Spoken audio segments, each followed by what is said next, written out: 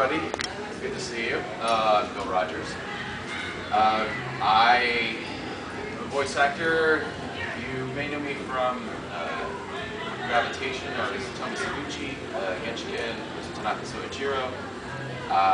Played Gakushu in Gravitation.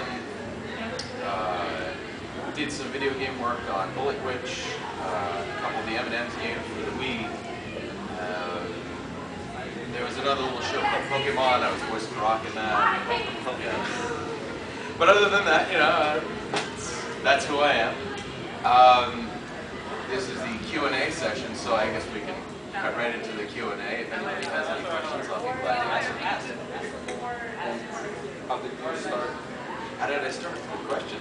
I actually started on a show called Assemble Insert. You may be able to find it in like bargain bins now. It was released by Red Stuff International. It was 2 half-hour episodes, and they basically the studio that I worked with. I was doing a lot of backtracking to this step. I've done a lot of stage work and studied theater in college and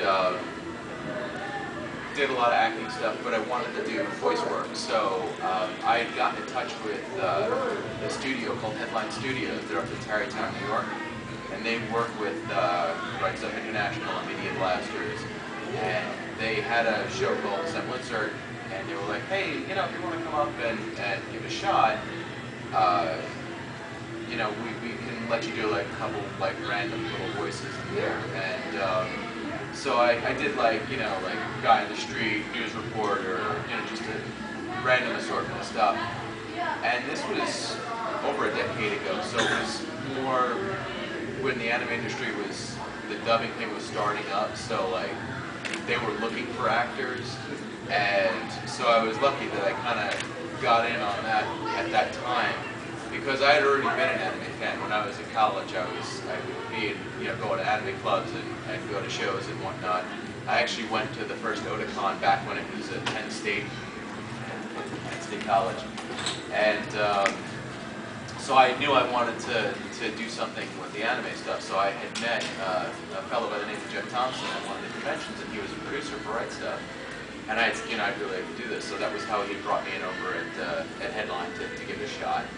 And they liked what they heard, so then I had auditioned for Boogiepop Phantom, where I was the voice of Officer Yamamoto. So that was like my first credited, like, I was credited in Assemble Insert, but just as like additional voices. So that was my first character role.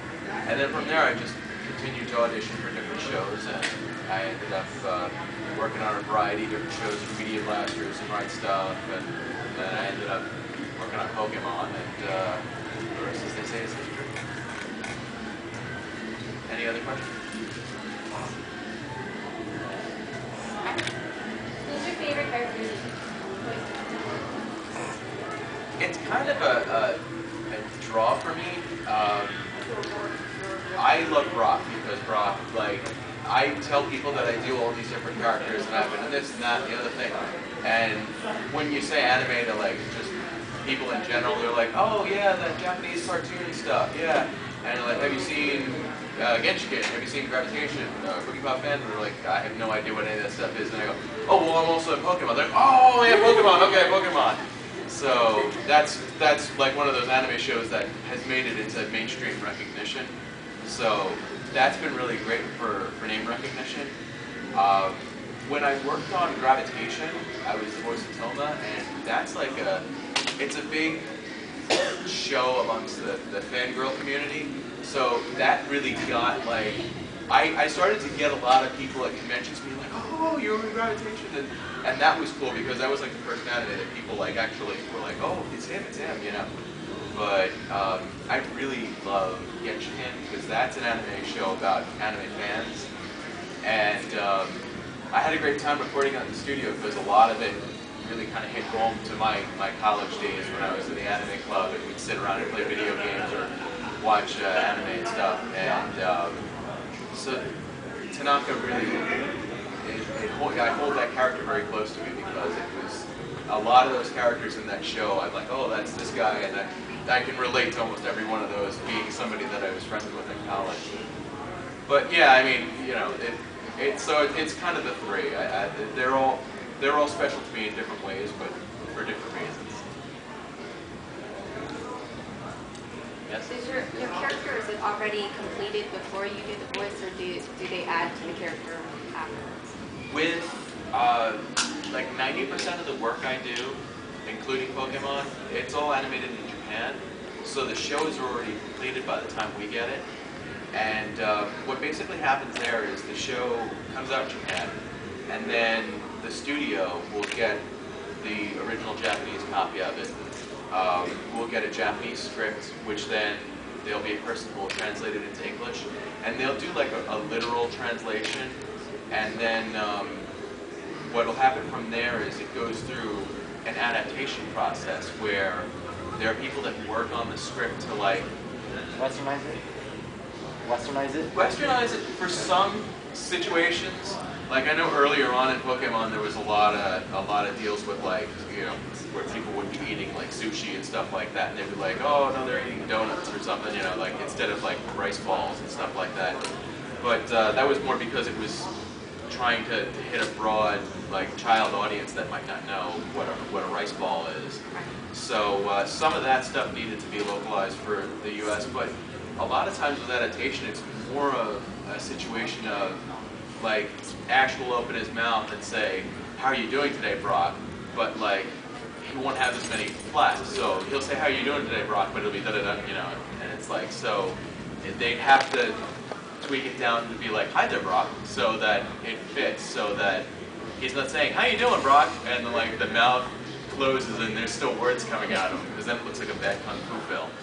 So, so the adapters will work it so that it stays as close to the original intent, but you know, we'll actually manage to fit what's known as lip flat. And on a variety of programs, I actually work with the adaptation staff as well, because as glamorous as the voice acting work is, it doesn't pay the bills as well as we'd hope. So I also do stuff with a lot of the shows that we work on behind the scenes, because you know it's an extra paycheck, and so that's good, and it also kind of gives me a better idea of what's going on with the show before I actually go in and record it as well. But once all that stuff is taken care of, then we'll go into the studio, and the way we'll work is we'll be in a booth with a music stand with a script on it and a microphone, and then like we'll have a TV monitor in there, and we'll go from line to line. Like so, if Brock is on in the episode, it'll be like, okay, well here's where Brock says, "How you doing today, Ash?" And I'll have the script in front of me, I'll have the screen, and if it's like a paragraph, like he's talking about like a variety of Pokemon attacks, I'll have to kind of look at the script and like every once in a while kind of glance up and see how he's doing with the flat. But if it's "How you doing, Ash?" I'll just look and I'll see "How you doing, Ash?" And then I'll look at the screen and go, "How you doing, Ash?" to the flat that's going. And if it's off, like if I said, "How are you doing, Ash?" and they're like, no, it has to be "How you doing, Ash?" because it has to be a little faster, like we'll go back and we'll do another take so that it matches the rhythm and flow of the lip flat. So we record that, and we'll record, like I'll go in and record Brock, and I'll just do that all by myself, and I'll be there anywhere from an hour to like 4 hours to do a session for an episode. And then Michelle, who was actually supposed to be here this weekend, but she couldn't make it, unfortunately. She's the voice of Jessie in Pokemon. So like she might come in, I might be there on Monday, and then she might either be in after me, or she might come in on Tuesday or Wednesday, and she'll record all of Jessie's lines. On top of that, like we'll also do some of the creatures, like Krogunk and Chimchar, and a bunch of the other creatures of the show. So after I do the Brock stuff, I'll get the creature work taken care of as well. But it's up to the director then to kind of paste all these performances together so that it flows naturally. Because to have all the actors in at the same time and just kind of run through the script would be chaos, because if somebody messes up a line, it'll throw off everybody else, and you have to squeeze us all in a booth around a microphone, which would be kind of uncomfortable. But so then, yeah, then they'll go in and they'll fix all of that, and then a lot of times there might be a song where you'll hear like somebody singing in Japanese, so they'll have to either do an instrumental, or they'll, you know, maybe have somebody write a song in English. We have like a group of, like a music group that'll do, like they do all the opening and themes for the show, but they'll also write some incidental music without throughout the course of the show as well. So it's kind of a long, involved process. We'll go in and like when I'm working with the adaptation scripts, the scripts that I'm working on today may not get recorded till 2 months from now, and then they may not be mixed for like another month after that. So like something that could be in script process now may not air till like September on television. So we work in various stages, but it's a constantly working show because Pokemon, it runs pretty much every week in Japan. It's like year round. They don't really do repeats. Like they'll release stuff on DVD, and I feel like occasionally they'll show they'll rerun a block of episodes, but every week it's a new episode. And the way the show initially worked was it was like a Monday through Friday type of thing, but that was back when it was on like the CW or WB or whatever they call that network now. And now it's on Cartoon Network, and Cartoon Network's basically taken the thought of, well, we'll just air it every Saturday morning. Every once in a while they might double up on an episode because maybe they'll take a day off or a week off for the holidays or something. So but we're running kind of like that because in Japan I think it runs like on Thursdays, like Thursday afternoons or something like that. But they'll take that episode. So something that'll air in Japan, maybe in January, will air in America like July or August.